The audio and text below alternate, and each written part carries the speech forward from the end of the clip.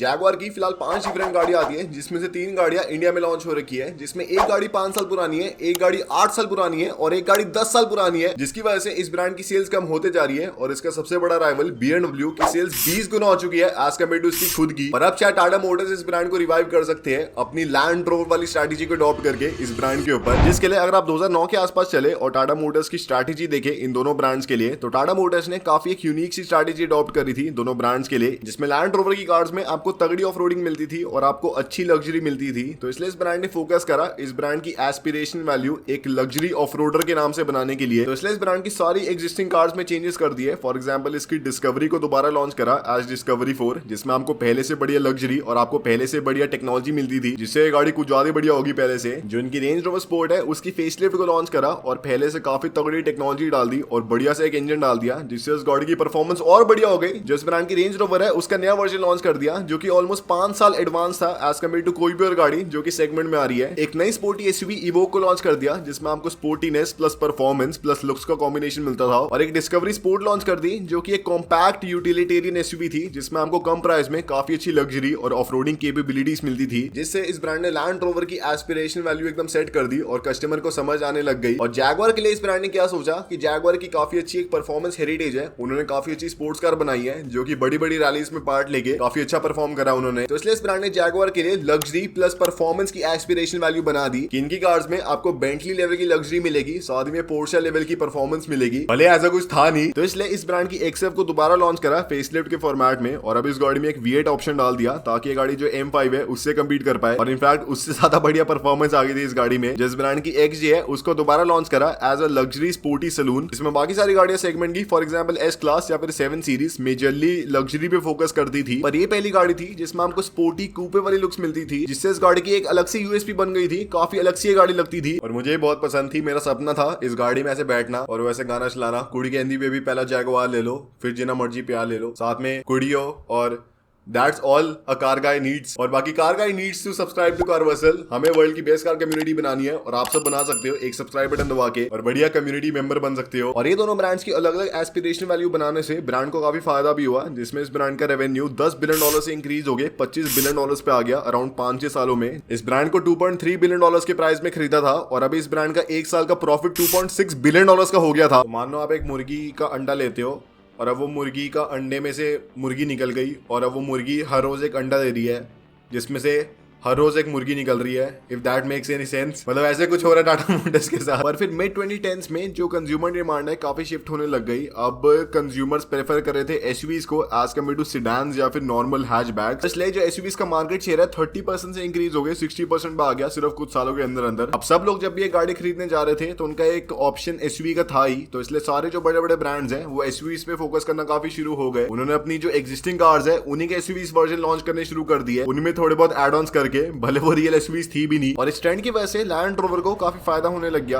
क्योंकि इनकी सारी लाइनअप एसयूवीज की है। पर वही जैगवार को नुकसान होना शुरू हो गया, क्योंकि इनके पास सिर्फ स्पोर्टी सेडान थी जिनकी एस्पिरेशन वैल्यू अब मरते जा रही थी और सेल्स कंसिस्टेंटली डिक्लाइन हो रही थी। तो इसलिए 2013 में इस ब्रांड ने अपनी CX-17 वाले एक एसयूवी कंसेप्ट को अनवील करा, जिसको 2015 में इस ब्रांड ने जैगवार F-Pace के नाम से लॉन्च करा, जिसमें आपको रेंज रोवर इवोक वाला प्लेटफॉर्म मिलता है, लेकिन इस गाड़ी का साइज इवोक से बड़ा होता है और प्राइस थोड़ा ज्यादा होता है उससे, और आपको तगड़ी इसमें ऐसे लुक्स वगैरह मिलती है। साथ ही में 2017 में इस ब्रांड ने अपनी जैगवार E-Pace को लॉन्च करा, जो कि ऑलमोस्ट रेंज रोवर इवोक से छोटी होती है और इसमें आपको जो प्राइस वगैरह है काफी सस्ता मिलता है और आपको अच्छी लुक्स वगैरह मिलती है। पर जब ये गाड़ी लॉन्च होती है तो इनके लॉन्च के पहले साल ही इनकी सिर्फ 15-16 हजार यूनिट्स की सेल्स होती है, जबकि जो रेंज रोवर इवोक अगर आप देखो, जो कि ऑलमोस्ट 7 साल पुरानी हो चुकी थी इस टाइम की, उसकी इनसे ज्यादा सेल हो रही थी, भले ये गाड़ी अभी अभी लॉन्च हुई थी। और इसका मेनली रीजन था कि इन गाड़ियों में कुछ भी ऐसे अलग सा था नहीं, कुछ भी यूनिक फैक्टर था नहीं जिसकी वजह से मैं ये कार्स खरीदूं। कि सबसे पहले इन कार्स में आपको अच्छी लुक्स मिलती थी, काफी अच्छा डिजाइन था, पर ऐसे बहुत एक्सेप्शनल नहीं था कि मैं इनकी तरफ जाऊं। इनमें आपको लग्जरी अच्छी मिलती थी,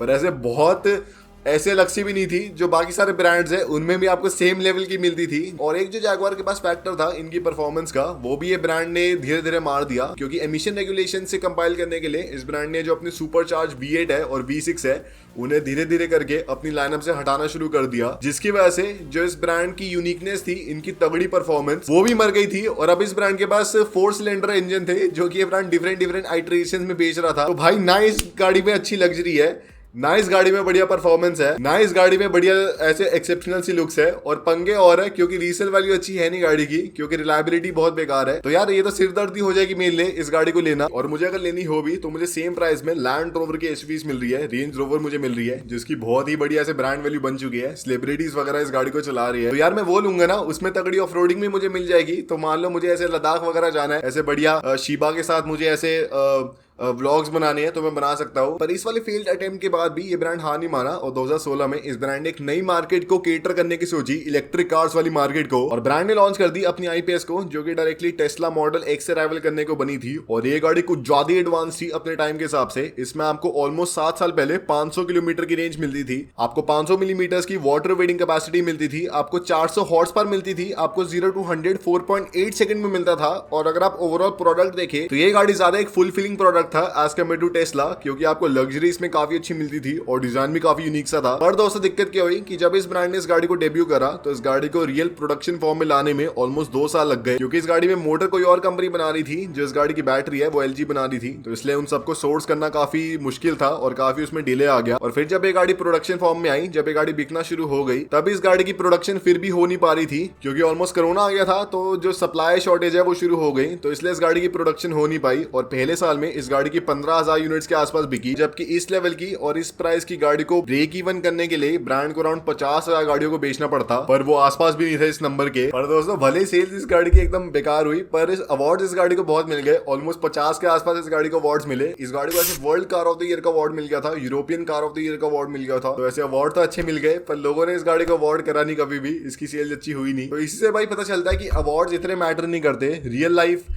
success is what really matters. Harsh Babbar 2023। और दोस्तों गलतियां तो अभी हुई नहीं है, गलतियां होनी शुरू हुई 2020 के बाद, जब जैगवार के सीईओ ने बोला कि वो एक नई स्ट्रैटेजी पे काम कर रहे हैं, जिसका नाम है रीइमेजिन स्ट्रैटेजी, जिसके अंदर 2025 तक इस ब्रांड की जो पूरी लाइनअप है इलेक्ट्रिक होने वाली है। जो इस ब्रांड की सारी एग्जिस्टिंग गाड़ी है वो सारी बिकना बंद हो जाएगी, और सारी एकदम नई गाड़ी होगी जो कि नए प्लेटफॉर्म पे बेस्ड होगी और नई मार्केट्स को केटर करेगी। तो अभी जो आप गाड़ियां देख रहे हैं, हो सकता है आने वाले 2-3 सालों में ये एकदम हट जाए ब्रांड की लाइनअप से, और वही एकदम नई गाड़ी आ रही है जिनके नए नए नाम है। और जहां पहले ब्रांड BMW को मेनली अपना राइवल समझता था, अब ये ब्रांड टेस्ला को राइवल समझने लग गया और बढ़िया ईवीज बनाने में फोकस करने लग गया। और इसलिए इस ब्रांड ने डिक्लेयर कर दिया कि इस ब्रांड की जो XJ डिस्कंटिन्यू हो गई है, उसका एक नए वर्जन पे ब्रांड काम कर रहा है, और जो प्रोडक्शन रेडी वर्जन है ऑलमोस्ट रेडी हो गया है। और अभी जो नई वाली XJ होगी ये पूरी इलेक्ट्रिक होने वाली है, जिसमें आपको बेंटली की लेवल की लग्जरी मिलने वाली है, साथ ही में आपको टेस्ला की लेवल की परफॉर्मेंस मिलने वाली है BMW के प्राइस में। पर दोस्तों दिक्कत क्या हुई कि गाड़ी ऑलमोस्ट रेडी थी, इसकी टेस्टिंग चल रही थी, पर 1 साल बाद ये ब्रांड कहता है कि ये ब्रांड अब XJ को लॉन्च नहीं करने वाला, क्योंकि इस ब्रांड के जो फ्यूचर वाले गोल्स है उसमें वो गाड़ी रेजोनेट कर नहीं पा रही। तो एक गाड़ी पे इस ब्रांड ने इतने सालों से काम करा, इतना मैं खुद एक्साइटेड था इस गाड़ी के लिए कि XJ मुझे बहुत ही पसंद है। अगर उस गाड़ी का ऐसे इलेक्ट्रिक वर्जन आ जाए, ऐसे 1.5 करोड़ के प्राइस में, ऐसे बढ़िया उसमें परफॉर्मेंस हो और कूपे वाली लुक्स हो, तो भाई कितना मजा आएगा लेने में। और बाद में फिर ये ब्रांड कहता है कि भाई ये तो हम बेचने नहीं वाले, हम इस पे काम नहीं करने वाले। तो यार ये तो गर्म करके ठंडा कर दिया, ये तो खराब सिस्टम है, ऐसे थोड़ी होता है यार। मैं पैसे जोड़ रहा था इस गाड़ी के लिए। तो जो लास्ट चीज है जो कि ब्रांड अच्छा कर सकता है वो है Volkswagen वाली स्ट्रैटेजी को अडॉप्ट करना, क्योंकि इस ब्रांड का जो ब्रांड वैल्यू है वो भी काफी स्ट्रॉन्ग है। जिसमें अगर आप Volkswagen देखें तो उसमें 3 काफी बड़े बड़े अच्छे ब्रांड आते हैं, जो कि बेंटली, ऑडी और पोर्शा। और तीनों ब्रांड्स की कार्स काफी कुछ सिमिलर है, पर उनकी जो टारगेट ऑडियंस है काफी डिफरेंट है। जिसमें ऑडी Q7 अगर आप देखें तो वो मेनली एक बजट लग्जरी एसयूवी है, हमारे इंडिया में बजट नहीं है पर बाहर है। अगर आप पोर्शा देखें तो सेम प्लेटफॉर्म में आती है और उसमें आपको तगड़ी परफॉर्मेंस मिलती है, तो उसकी यूएसपी वो है। और बेंटली अगर आप देखें वो भी सेम प्लेटफॉर्म में आती है और उसकी मेन यूएसपी है उसकी ऑपीलेंस। और ऐसा मेरे ख्याल से जैगवार और लैंड रोवर कर सकते हैं, जिसमें ऐसा ना करे कि एकदम डिफरेंट गाड़ी बना रही है। आप लैंड रोवर की कोई गाड़ी लो, मान लो डिफेंडर ले लो, भले आप लोगे नहीं, और उसमें थोड़ा जैगवार वाला टच दे दो, ऐसे उसे इलेक्ट्रिक बना दो, उसमें ऐसे तगड़ी सी परफॉर्मेंस ऑफर कर दो और ऐसे बढ़िया सा मान लो